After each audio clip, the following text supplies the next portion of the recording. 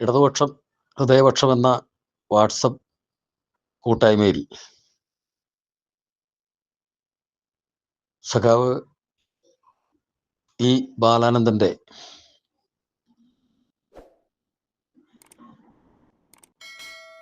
അനുസ്മരണ പ്രഭാഷണം നടത്തുന്നതിന് വേണ്ടി ക്ഷണിച്ചതിൽ വാട്സപ്പ് കൂട്ടായ്മയുടെ സംഘാടകരോട് ആദ്യമായി നന്ദി രേഖപ്പെടുത്തുന്നു. സഖാവ് ബാലാനന്ദൻ നമ്മെ വിട്ടുപിരിഞ്ഞത് 2009 ജനുവരി 19 തൻ്റെ 85ാമത്തെ വയസ്സിൽ സഖാവ് നമ്മെ വിട്ടുപിരിഞ്ഞു. ഇന്നേക്ക് 17 വർഷങ്ങൾ പിന്നിടുകയാണ്. സഖാവിൻ്റെ സ്മരണ പുതുക്കുമ്പോൾ ഇന്ത്യയിലെ തൊഴിലാളി സംഘടനയുടെയും തൊഴിലാളി വർഗ പ്രസ്ഥാനത്തിൻ്റെയും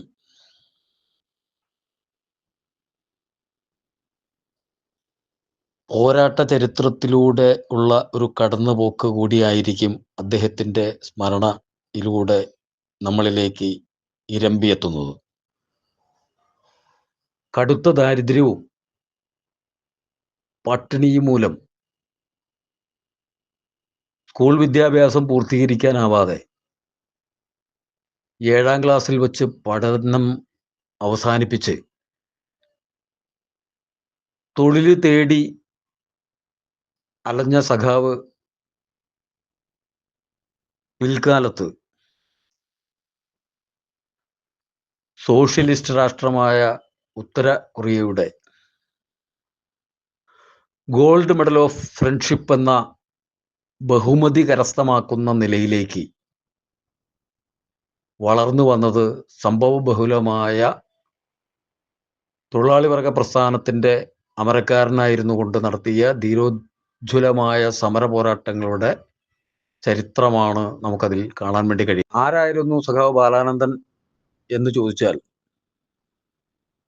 ഒറ്റവാക്കിൽ നമുക്ക് പറയാൻ കഴിയുന്ന ഒരു മറുപടി സമരപാതകളുടെ പ്രിയതോഴൻ, അണയാത്ത തീജ്വാല, തൊഴിലാളി വർഗ സമൂഹത്തിൻ്റെ തീപ്പന്തം എന്നെല്ലാം നമുക്ക് വിശേഷിപ്പിക്കാനാവുന്ന സവിശേഷമായ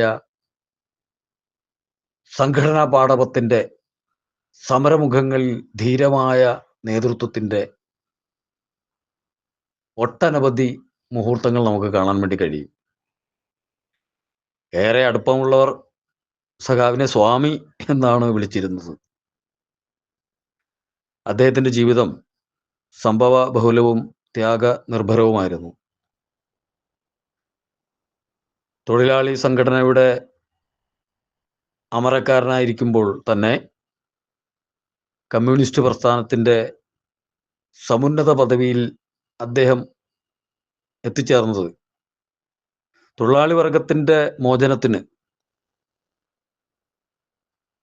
കമ്മ്യൂണിസ്റ്റ് പാർട്ടി ഉയർത്തുന്ന മാർക്സിസ്റ്റ് ലെനിനിസ്റ്റ് കാഴ്ചപ്പാടിലൂടെയുള്ള പ്രവർത്തനങ്ങളിലൂടെ അല്ലാതെ ആത്യന്തികമായി തൊഴിലാളി വർഗത്തിൻ്റെ പ്രശ്നങ്ങൾക്ക് പരിഹാരം കാണാൻ വേണ്ടി കഴിയില്ല എന്ന തിരിച്ചറിവിൽ നിന്നാണ് ആദ്യകാലത്ത് തൊഴിലാളി പ്രവർത്തകനായി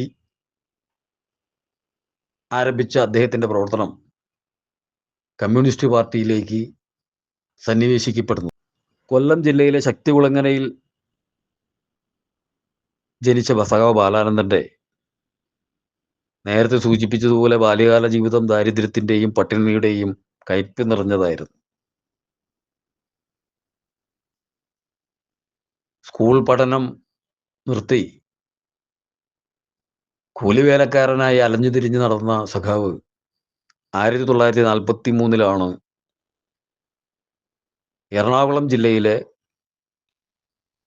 അന്ന് കേരളത്തിലെ വ്യവസായ തലസ്ഥാനമെന്ന് വിശേഷിപ്പിക്കാവുന്ന വിധത്തിൽ നിരവധിയായ വ്യവസായ സ്ഥാപനങ്ങളുടെ കേന്ദ്രമായിരുന്ന ആലുവയിൽ ഇന്ത്യൻ അലൂമിനിയം കമ്പനിയിൽ ഒരു കൂലിപ്പണിക്കാരനായി അദ്ദേഹം എത്തുന്നത്.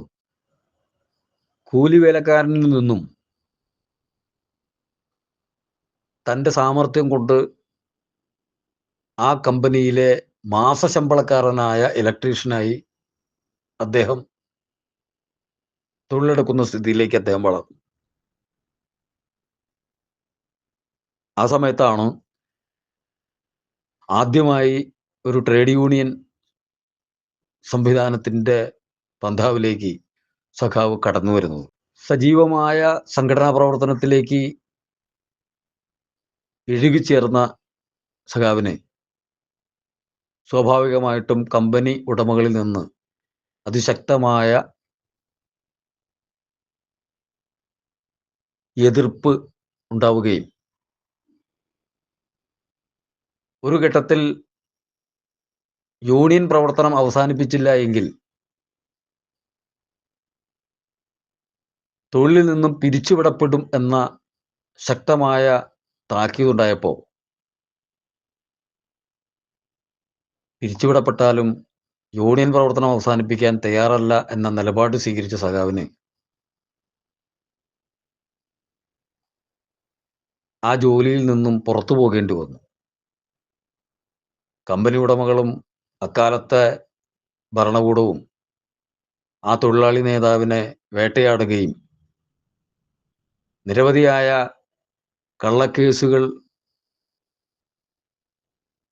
അദ്ദേഹത്തിനെതിരെ ചാർത്തപ്പെടുകയും അതിൻ്റെ തുടർച്ചയിൽ അറസ്റ്റ് വാറണ്ട് പുറപ്പെടുവിക്കുകയും ചെയ്തിട്ടുള്ള സാഹചര്യത്തിൽ ആ സഖാവിന് തൊഴിലുപേക്ഷിച്ച് നാട്ടിൽ നിന്നും ആലുവയിൽ നിന്നും ഒളിവ് ജീവിതം നയിക്കുന്നതിന് വേണ്ടി മൈസൂരിലേക്ക് പലായനം ചെയ്യേണ്ടി വന്നു.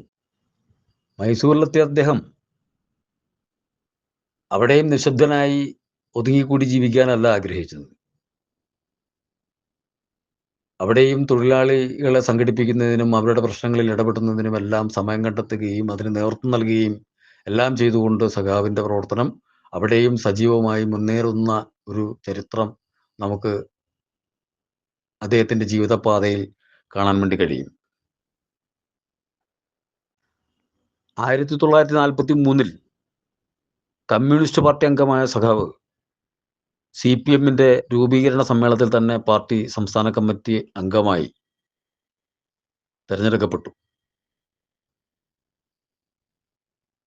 കമ്മ്യൂണിസ്റ്റ് പാർട്ടികളുടെ പിളർപ്പിനെ തുടർന്ന് കമ്മ്യൂണിസ്റ്റ് പാർട്ടി ഓഫ് ഇന്ത്യ മാർക്സിസ്റ്റിന്റെ പക്ഷത്ത് നിൽക്കുകയും സംഘടനയുടെ പോളിറ്റ് ബ്യൂറോ അംഗമായി പിൽക്കാലത്ത് അദ്ദേഹം ചുമതല വഹിക്കപ്പെടുകയും ചെയ്യുന്ന സ്ഥിതിയിലേക്ക് സഖാവ് വളർന്നു. ഏറ്റവും വലിയ സവിശേഷത കേരളത്തിൽ നിന്നും സഖാവ് AKGക്കും EMSനും ശേഷം പാർട്ടി PBയിലെത്തുന്ന സഖാവാണ് സഖാവ് ബാലാനന്ദൻ. 1960 സംസ്ഥാന സെക്രട്ടേറിയറ്റ് അംഗവും 73 കേന്ദ്ര കമ്മിറ്റി അംഗവും ആയതിൻ്റെ തുടർച്ചയിലാണ് 1978 പോളിറ്റ് ബ്യൂറോ അംഗമായി അദ്ദേഹം തിരഞ്ഞെടുക്കപ്പെടുന്നത്. 2005 വരെ ആ സ്ഥാനത്ത് അദ്ദേഹം തുടരുകയും ചെയ്തു.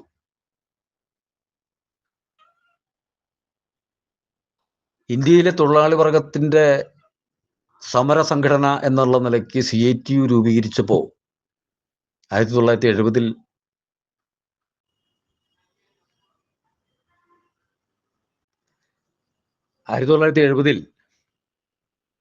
CITUവിൻ്റെ സംസ്ഥാന സെക്രട്ടറി ആയിട്ട് അദ്ദേഹം തെരഞ്ഞെടുക്കപ്പെട്ടു. അതിൻ്റെ തുടർച്ചയിൽ അഖിലേന്ത്യാ സെക്രട്ടറി, അഖിലേന്ത്യാ ട്രഷറർ എന്നീ ചുമതലകൾക്ക് ശേഷം 1990 മുതൽ 2002 വരെ CITUവിൻ്റെ അഖിലേന്ത്യാ പ്രസിഡന്റായ സഖാവ് ഇന്ത്യയിലെ തൊഴിലാളി വർഗ സംഘടനയുടെ അമരക്കാരനായി ഈ പ്രസ്ഥാനത്തെ നയിച്ചു. അദ്ദേഹം സവിശേഷമായി പ്രവർത്തിക്കുകയും നേതൃത്വം നൽകുകയും ചെയ്ത സംഘടന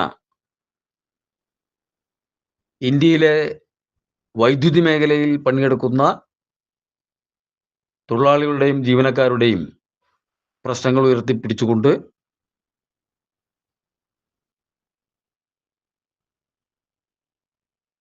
വൈദ്യുതി മേഖലയെ ഏറ്റവും ജനകീയമായ വിധത്തിൽ നമ്മുടെ രാജ്യത്ത് നിലനിർത്തുന്നതിന് ആവശ്യമായിട്ടുള്ള ശക്തമായ ഇടപെടലുകളാണ് ആ സംഘടനയുടെ നേതൃത്വത്തിൽ ഇരുന്നു കൊണ്ട് സഖാവ് നടത്തിയിട്ടുള്ളത്.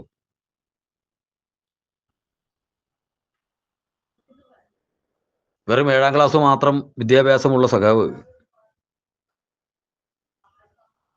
ഇന്ത്യയിലെ തൊഴിലാളി വർഗ പ്രസ്ഥാനത്തിന്റെ സമുന്നത സ്ഥാനത്ത് എത്തിച്ചേരുന്നത് വരെയുള്ള അദ്ദേഹത്തിന്റെ ജൈത്രയാത്രയിൽ തൊഴിലാളികളുടെ പ്രശ്നങ്ങൾ ശരിയായ വിധത്തിൽ ഭരണവർഗത്തിന് മുൻപിൽ അവതരിപ്പിക്കുന്നതിന് വേണ്ടിയിട്ടുള്ള ഉയർന്ന വിജ്ഞാനം സ്വയം ആർജിക്കുന്നതിനും അദ്ദേഹത്തിന് കഴിഞ്ഞു എന്നുള്ളത് നമുക്ക് ഏറെ അഭിമാനവും ആഹ്ലാദവും ഉണ്ടാക്കുന്ന ചരിത്രമായി മാറുകയാണ്.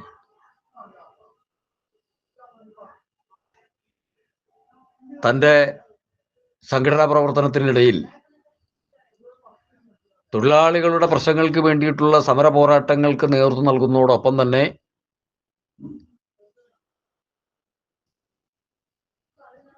ജനാധിപത്യ വേദികളെ തൊഴിലാളികളുടെ താല്പര്യങ്ങൾ സംരക്ഷിക്കുന്നതിന് വേണ്ടിയിട്ടുള്ള പോരാട്ടങ്ങളുടെ വേദിയാക്കി മാറ്റുന്നതിന് വേണ്ടിയിട്ട് പാർട്ടി നിയോഗിച്ച പാർട്ടി നൽകിയ അവസരങ്ങൾ ഏറ്റവും നന്നായി സഖാവിന് വിനിയോഗിക്കുവാൻ വേണ്ടി കഴിഞ്ഞു എന്നുള്ളതും ഒരു യാഥാർത്ഥ്യമാണ്.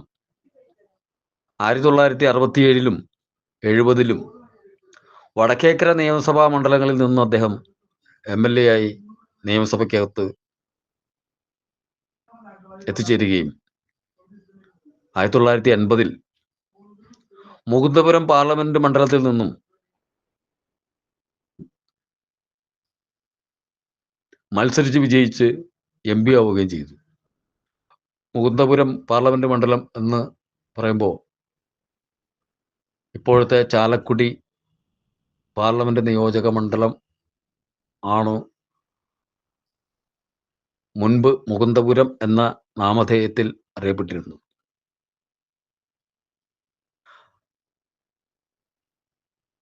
ഇടതുപക്ഷ പ്രസ്ഥാനങ്ങൾക്ക് വളരെ ഈസിയായി ജയിച്ചു കയറുവാൻ വേണ്ടി കഴിയുന്ന ഒരു മണ്ഡലമായിരുന്നില്ല മുകുന്ദപുരം എന്ന് നമുക്കെല്ലാവർക്കും അറിയുന്ന സംഗതിയാണ്. ആ മണ്ഡലത്തിലും ആ സഖാവിന് ജയിച്ചു കയറാൻ വേണ്ടി കഴിഞ്ഞു എന്നത് ഒരു സവിശേഷത തന്നെയാണ്. കൂടാതെ 2 പ്രാവശ്യം 2 ടേം രാജ്യസഭാ അംഗവുമായും അദ്ദേഹത്തിന് ഇന്ത്യൻ പാർലമെന്റിനകത്ത് തൊഴിലാളികളുടെ ഉറച്ച ശബ്ദമായി മാറാൻ കഴിഞ്ഞു എന്നുള്ളത് തൊഴിലാളി വർഗ പ്രസ്ഥാനത്തിന്റെ ചരിത്രത്തിൽ രേഖപ്പെടുത്തപ്പെട്ട ഒരു അധ്യായമായി മാറുകയാണ്. ഇന്ത്യൻ പാർലമെന്റിൽ തൊഴിലാളികളുടെ പ്രശ്നങ്ങൾ കൃത്യമായി പഠിച്ച് അവതരിപ്പിച്ച് ഏറ്റവും ലളിതമായ ഭാഷയിൽ അർത്ഥഗംഭീരമായ പദപ്രയോഗങ്ങളിലൂടെ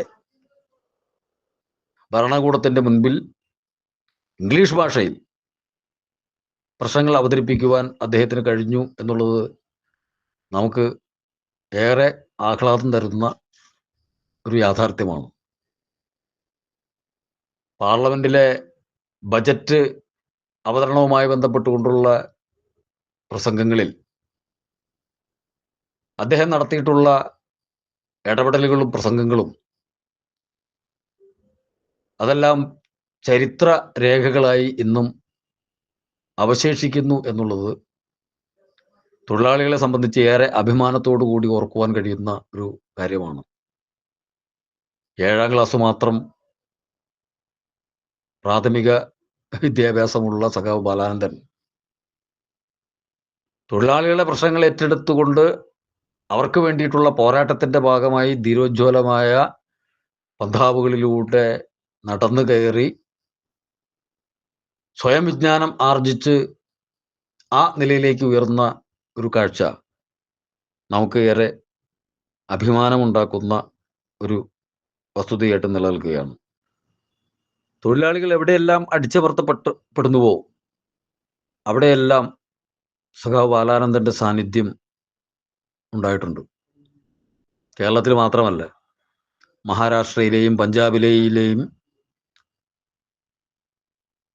ഉത്തർപ്രദേശ് തുടങ്ങിയ വിവിധ ഉത്തരേന്ത്യൻ സംസ്ഥാനങ്ങളിലടക്കം വിവിധ മേഖലകളിലെ തൊഴിലാളികളെ സംഘടിപ്പിക്കുന്നതിന് സഖാവിന് കഴിഞ്ഞിട്ടുണ്ട്.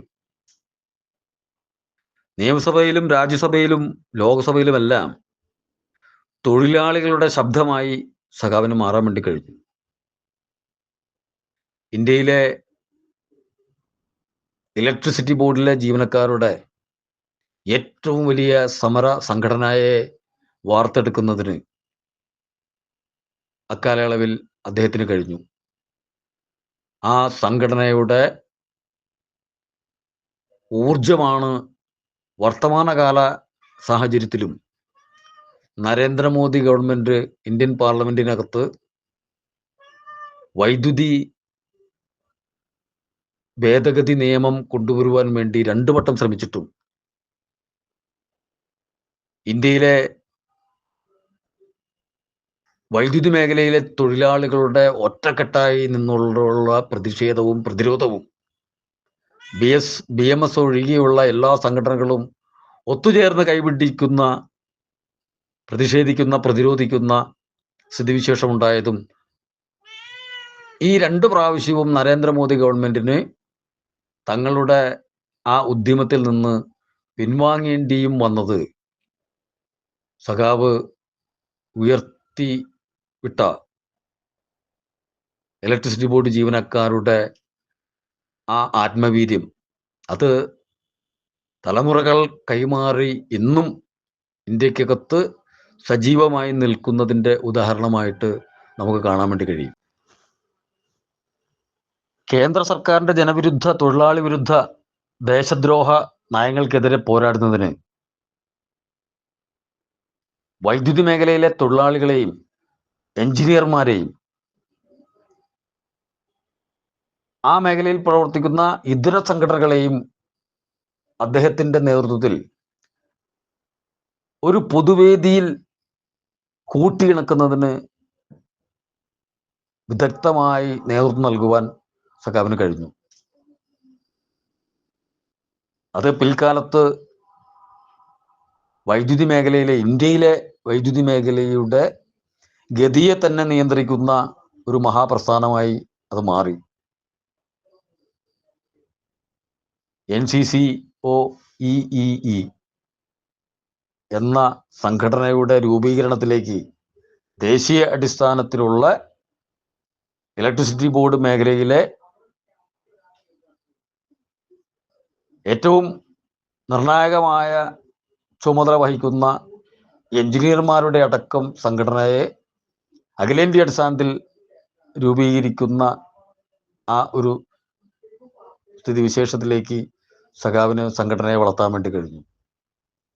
ഈ സംഘടന കഴിഞ്ഞ ഒരു പതിറ്റാണ്ടിനിടയിൽ നിരവധിയായ പ്രക്ഷോഭങ്ങളാണ് കേന്ദ്ര സർക്കാരുകൾക്കെതിരെ സംഘടിപ്പിച്ചിട്ടുള്ളത്.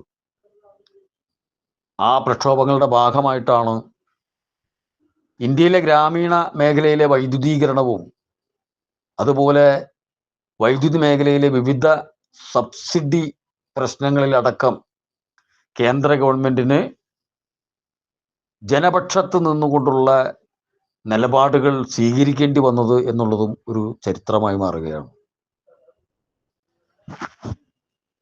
ഇലക്ട്രിസിറ്റി മേഖലയിലെ തൊഴിലാളികളെ മാത്രമല്ല,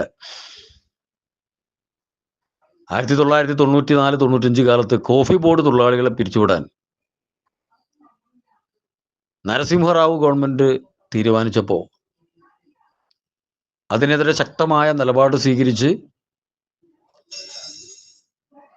ഒരു ഘട്ടത്തിൽ മൻമോഹൻ സിംഗിന്റെയും നരസിംഹറാവുവിന്റെയും നേതൃത്വത്തിൽ നടന്നിട്ടുള്ള ചർച്ചകളിൽ തൊഴിലാളികളുടെ പ്രശ്നങ്ങൾ ശക്തമായി അവതരിപ്പിച്ച് തൊഴിലാളികൾക്ക് മുഴുവൻ ആനുകൂല്യങ്ങളും നൽകുന്നതിനും അവർക്ക് തുടർന്ന് പെൻഷൻ നൽകുന്നതിനുമുള്ള തീരുമാനമടക്കം കേന്ദ്ര ഗവൺമെന്റിനെ കൊണ്ട് എടുപ്പിക്കുവാൻ സഖാവിന് കഴിഞ്ഞത് അദ്ദേഹത്തിന്റെ സംഘടനാ ജീവിതത്തിലെ നിരവധിയായ അനുഭവങ്ങളിൽ ഒന്നാണ് എന്ന് ഞാൻ കരുതുന്നു. തൊഴിലാളികളുടെ പ്രശ്നങ്ങൾ ഉയർത്തിപ്പിടിക്കുന്നത് ഏറ്റവും പ്രാധാന്യത്തോടു കൂടി കാണുന്നതോടൊപ്പം തന്നെ തൊഴിലാളി പണിയെടുക്കുന്ന വ്യവസായം മെച്ചപ്പെടുത്തുന്നതിനും അദ്ദേഹം ഏറെ ശ്രദ്ധ പതിപ്പിച്ചിരുന്നു എന്നുള്ളത് ഒരു സവിശേഷതയാണ്. ചുവരുണ്ടെങ്കിലേ ചിത്രം എഴുതാൻ കഴിയൂ എന്ന കാഴ്ചപ്പാടിന്റെ അടിസ്ഥാനത്തിൽ വ്യവസായത്തെ മെച്ചപ്പെടുത്തുന്നതിനും ആവശ്യമായ നിർദ്ദേശങ്ങളും നിലപാടുകളും ആ തൊഴിലാളി നേതാവ് സ്വീകരിച്ചിരുന്നു. 1968 KCB വർക്കേഴ്സ് അസോസിയേഷന്റെ പ്രസിഡന്റായി അദ്ദേഹം ചുമതലയേൽക്കുന്നത്. അദ്ദേഹത്തിന്റെ മരണം വരെ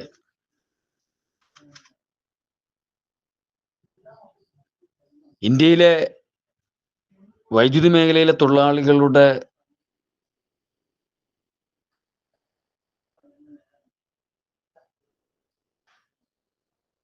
പ്രിയപ്പെട്ട സഖാവായി മാറിയ സഖാവ്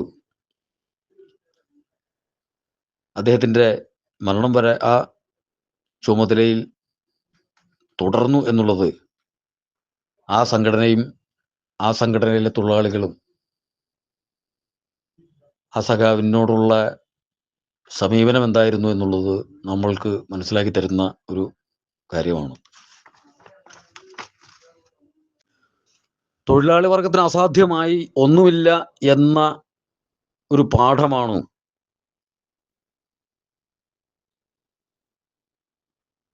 ദരിദ്ര തൊഴിലാളിയായിരുന്ന, ദുരിത ജീവിതം നയിച്ചിരുന്ന ആ കൗമാരപ്രായക്കാരൻ നടന്നു കയറിയ ഓരോ വഴികളും നമുക്ക് ബോധ്യപ്പെടുത്തി തരുന്നത്. ഏറ്റവും ഉന്നത വിദ്യാഭ്യാസമുള്ളവർക്ക് പോലും കൈകാര്യം ചെയ്യാൻ കഴിയാത്ത വിധത്തിൽ ഏറെ ഭംഗിയായി ഈ തൊഴിലാളി പ്രസ്ഥാനത്തെ ഇന്ത്യക്കകത്ത് നയിക്കുവാൻ ആ സഖാവിന് കഴിഞ്ഞത് നേരത്തെ സൂചിപ്പിച്ചതുപോലെ തൊഴിലാളി വർഗത്തിന് നഷ്ടപ്പെടാൻ കൈവിലങ്ങുകൾ മാത്രമാണ് എന്നും അവന് നേടാൻ വലിയൊരു ലോകമുണ്ട് എന്ന ആ ഒരു ആപ്തവാക്യവും ഇത്തരണത്തിൽ നമുക്ക് സ്മരിക്കാവുന്നതാണ്. വർഗസമരത്തിന്റെ കലയായിട്ട് രാഷ്ട്രീയത്തെ കാണുകയും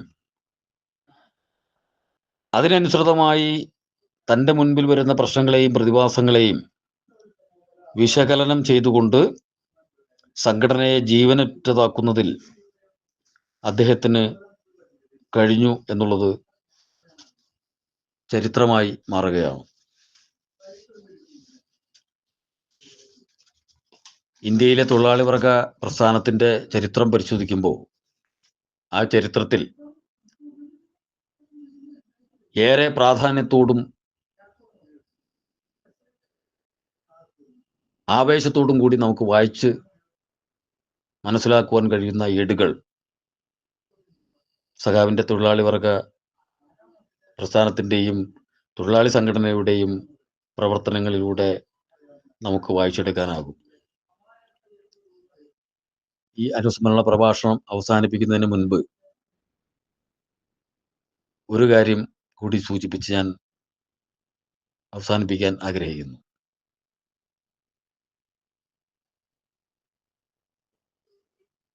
ആലുവയിൽ ഒരു തൊഴിലാളിയായി എത്തിച്ചേരുന്നതിന് മുൻപ്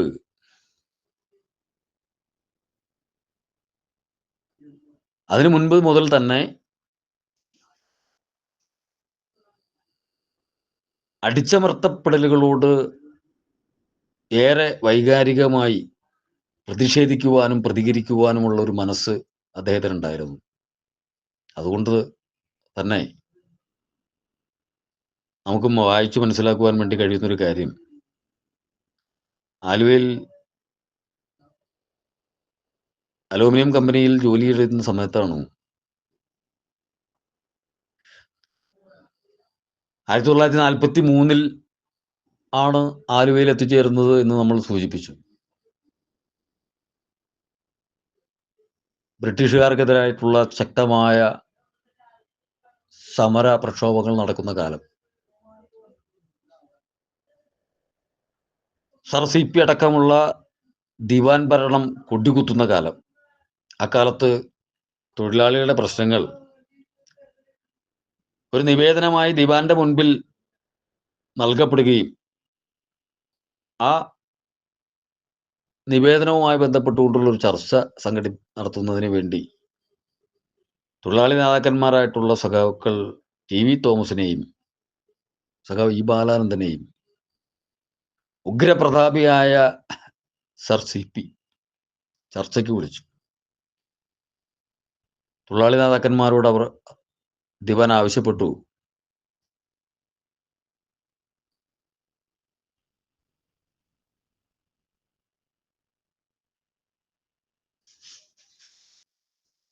ദിവാൻ ഭരണം അവസാനിപ്പിക്കുക എന്ന ആവശ്യവും തൊഴിലാളികളുടെ പ്രശ്നങ്ങൾ അവതരിപ്പിച്ച കൂട്ടത്തിൽ ഏറ്റവും പ്രാധാന്യത്തോടുകൂടി തൊഴിലാളികൾ എഴുതി ചേർത്തിരുന്നു. ദിവാൻ അവരോട് പറഞ്ഞത്, ദിവാൻ ഭരണം അവസാനിപ്പിക്കുക എന്ന ആവശ്യം ഉപേക്ഷിച്ചാൽ ബാക്കി കാര്യങ്ങൾ അംഗീകരിക്കാമെന്ന് ദിവാൻ ഇവരോട് പറഞ്ഞപ്പോ ഒരു നിമിഷം പോലും ആലോചിച്ച് നിൽക്കാതെ തൊഴിലാളികളുടെ താല്പര്യം മാത്രമല്ല, ഈ രാജ്യത്തെ മുഴുവൻ ജനങ്ങളുടെയും താല്പര്യം കൂടി സംരക്ഷിക്കേണ്ട ബാധ്യത തൊഴിലാളി വർഗത്തിനുണ്ട് എന്ന ഉത്തമ ബോധ്യത്തിൽ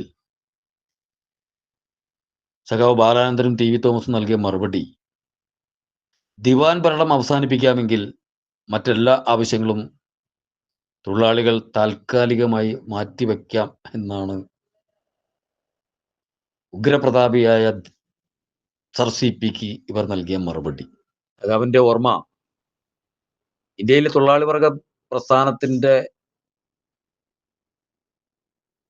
ഓർമ്മ പുതുക്കൽ കൂടിയാവുകയാണ്. സഖാവിന്റെ കുടുംബം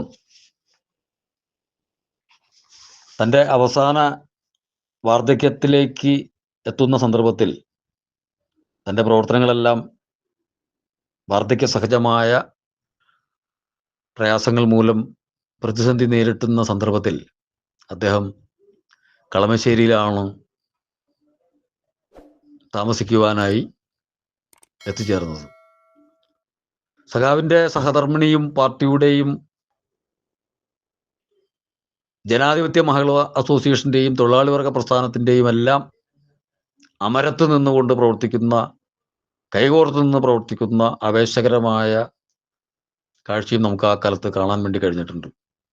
സഖാവ് സരോജിനി ബാലാനന്ദൻ CPIMന്റെ സംസ്ഥാന കമ്മിറ്റി അംഗമായി വരെ പ്രവർത്തിച്ച തൊഴിലാളി പ്രവർത്തകയും മഹിളാ അസോസിയേഷന്റെ നേതാവുമായിരുന്നു സഖാവിന്റെ സഹധർമ്മിണി സരോജിനി ബാലാനന്ദൻ.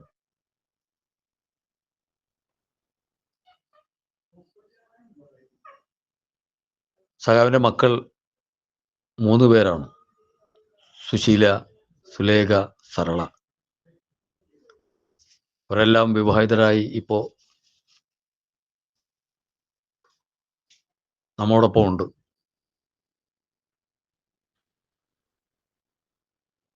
സഖാവിന്റെ ഉജ്ജ്വലമായ സ്മരണകൾക്ക് മുൻപിൽ ഒരു പിടി രക്തപുഷ്പങ്ങൾ അർപ്പിച്ചുകൊണ്ട് സഖാവിൻ്റെ ഓർമ്മകൾ ഇന്ത്യയിലെ തൊഴിലാളി വർഗത്തിൻ്റെ അവസാനമില്ലാത്ത പോരാട്ടങ്ങൾക്ക് ഊർജം പകരാനും വർത്തമാനകാല ഇന്ത്യൻ സാഹചര്യത്തിൽ വർഗീയതയുടെയും വൻകിട കോർപ്പറേറ്റുകളുടെയും താൽപ്പര്യങ്ങൾ സംരക്ഷിച്ചുകൊണ്ട് ഇന്ത്യയിലെ തൊഴിലാളികളെ അടിച്ചമർത്തുന്ന നിലപാട് സ്വീകരിക്കുന്ന വർഗീയ ഫാസിസ്റ്റ് ശക്തികൾക്കെതിരായിട്ടുള്ള സമര പ്രക്ഷോഭങ്ങൾ ശക്തിപ്പെടുത്താൻ അദ്ദേഹം കാണിച്ചു തന്ന സമരമാർഗം, അദ്ദേഹം പകർന്നു തന്ന ഊർജവും ആവേശവും തൊഴിലാളി വർഗത്തിന് കൂടുതൽ കരുത്ത് പകരട്ടെ എന്ന് ഓർമ്മപ്പെടുത്തിക്കൊണ്ട് ഒരിക്കൽ കൂടി എന്നെ ഈ പ്രഭാഷണ ചടങ്ങിലേക്ക് ക്ഷണിച്ചതിലുള്ള നന്ദിയും രേഖപ്പെടുത്തിക്കൊണ്ട് ഇത്തരമൊരു പ്രഭാഷണത്തിൽ ആദ്യമായിട്ടാണ് ഏർപ്പെടുന്നത് എന്നുള്ളതുകൊണ്ട് ഇതിൻ്റെ രീതിയുമായി പെട്ടെന്ന് എഴുകി ചേരാൻ കഴിയാതെ പോയതിൻ്റെ കുറവുകൾ ക്ഷമിക്കണമെന്ന് അഭ്യർത്ഥിച്ചുകൊണ്ട് ഞാൻ എൻ്റെ ഈ അനുസ്മരണ പ്രഭാഷണം അവസാനിപ്പിക്കുന്നു. അഭിവാദ്യങ്ങൾ.